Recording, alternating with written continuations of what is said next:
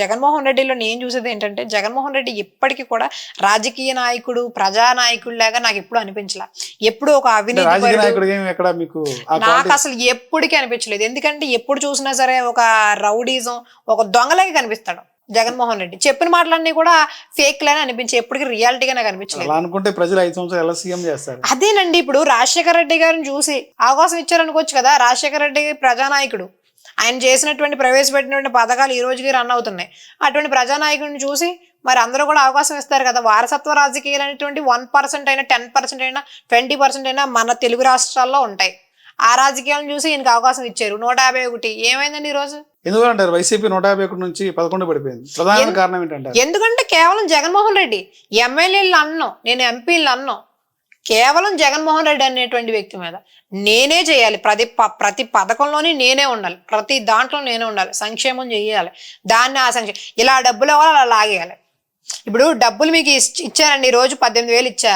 18,000 ఇస్తే మీరు ఏం చేస్తారు? బట్టలు కొనేస్తారు, అవి కొనేస్తారు, ఇవి కొనేస్తారు. మళ్ళీ 10,000 ట్యాక్స్ లోపల మనకే వచ్చేస్తున్నాయి. ఈ చేతి నుంచి వెళ్తుంది, ఈ చేతి నుంచి వెళ్తుంది. నాకేంటి బంగారులో ఉంది. ఆ స్టేట్ ఏమైపోలే, రాష్ట్రం అయిపోలే, పోలవరం అయిపోలే, రాజధాని ఏమైంది? ఈరోజు 3 రాజధానులు అన్నారు. ఏమైనా చేయగలిగారా? వాళ్ళ వల్ల ఏమైంది చెప్పండి? రాష్ట్రానికి ఇప్పుడు ఆ సంక్షేమం, ఈ సంక్షేమం అంటారు. సంక్షేమం పక్కన పెట్టండి, అభివృద్ధి ఏమైంది జగన్మోహన్ రెడ్డి హయాంలో? ప్రజావేదికను కొల్లగొట్టాడు. మరి ఏం చేశాడు? డీబీటీ ద్వారా ప్రతి కుటుంబానికి న్యాయం చేశాను ఆయన చెప్తారు. నేను తీసుకొచ్చాను, ఉద్యోగాలు కల్పన చేశాను, సచివాలయ వ్యవస్థ తీసుకొచ్చి చెప్తారండి.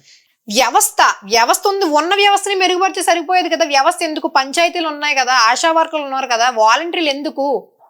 వాళ్ళ ఇబ్బంది ఏంటి? అదే వాలంటీర్లకు 5,000 ఇచ్చేది నువ్వు ఉద్యోగాలు పెట్టి 15,000-20,000 లేదంటే 20-30,000. ఇంటర్ చదువుకున్న వాళ్ళకి 5,000కి నెలకి 5,000 వస్తే ఏం చేసినట్టు? చేసేవాళ్ళు ఇంట్రెస్ట్ కాలే చేశారు కదా. ఇంక ఏ దారి లేక రాష్ట్రానికి అభివృద్ధి లేదు.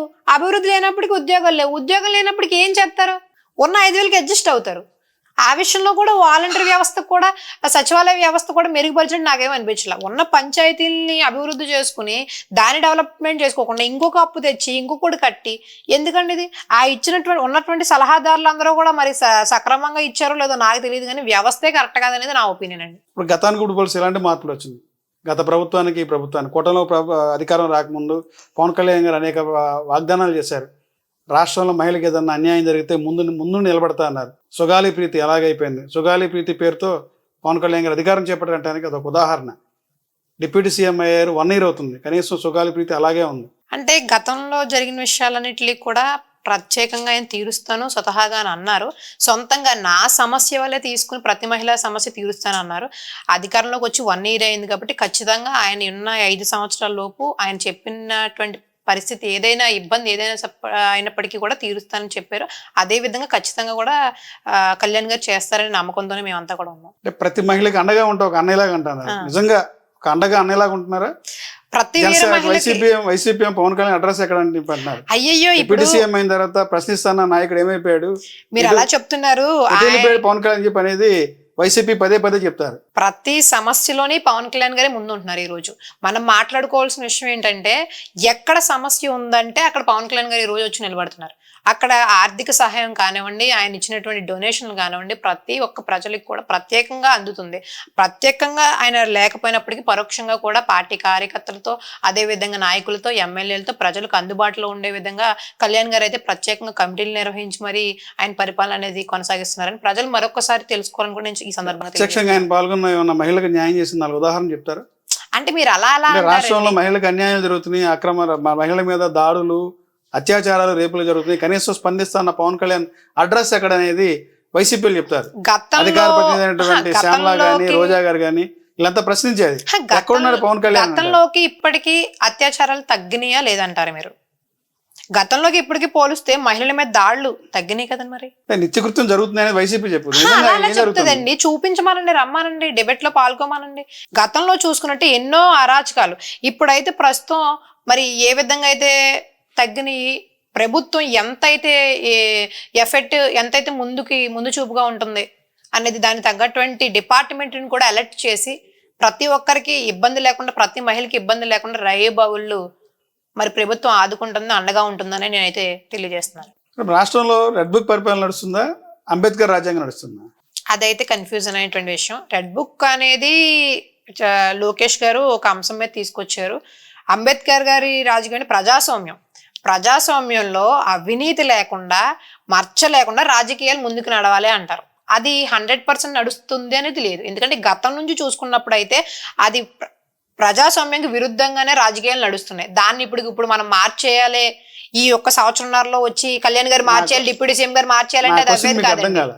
పరిపాలన ఏది? ఆంధ్రప్రదేశ్ లో ఉమ్, అంబేద్కర్ రాసిన రాజ్యాంగం నడుస్తుందా, ఉమ్. నారా లోకేష్ గారు చెప్పబడే రెడ్ బుక్ నడుస్తుందా? దానికి నేను చెప్పలేను.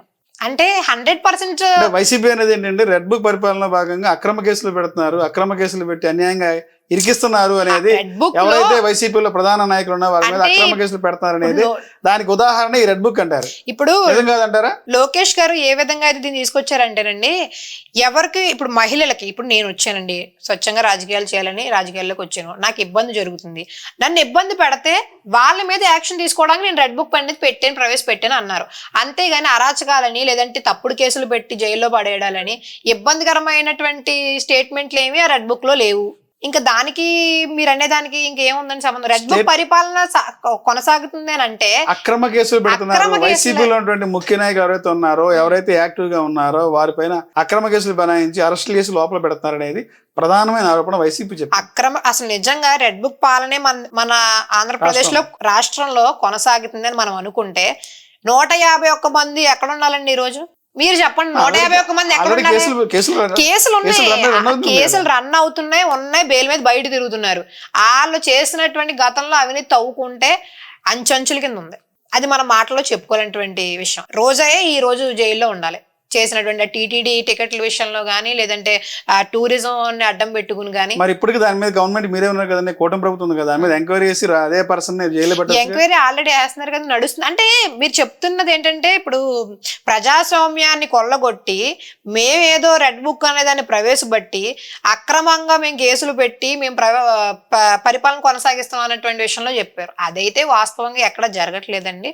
తప్పు చేసినటువంటి వ్యక్తులకు అంటే లోకేష్ గారు ఏ విధంగా ఆలోచించారంటే కార్యకర్తలకు సేఫ్టీ, మేము బయటకు వచ్చి చేస్తున్నాం, రేపు పొద్దున ఇంకో నలుగురు రావాలి, యువత కానీ లేదంటే పెద్దోళ్ళు కానీ ఎవరైనా సరే రాజకీయాల్లోకి నిస్వార్థంగా వచ్చి పనిచేసే వాళ్ళకి ఎటువంటి ఇబ్బంది కలగకూడదు, రెడ్ బుక్ అనేదాన్ని ఒకటి ప్రవేశపెడితే ఇబ్బంది లేకుండా ఉంటది అనేటువంటి ఒక మంచి లక్ష్యంతో మంచి ఉద్దేశంతో ఆయన ప్రవేశపెట్టారు. దాన్ని కూడా రాజకీయం చేయడం అనేది ముమ్మాటికి తప్పు అనేది నా ఉద్దేశం అండి. రాష్ట్రంలో మహిళలకి స్వేచ్ఛ ఉందా ఆంధ్రప్రదేశ్ లో? రాజకీయాల్లో ఉన్న వాళ్ళకి లేదు, కామన్ మ్యాన్ ఇంకా కామన్ ఉమెన్కి ఉంటుందని నేను ఎలా అడుగుతాను? నేను అయితే చెప్పలేను. రాష్ట్రం పరిపాలన మారింది ఓకే, కానీ దాన్ని వ్యవస్థని మెరుగుపరచడానికి చాలా సమయం పడుతుందని చెప్పగలుగుతాను.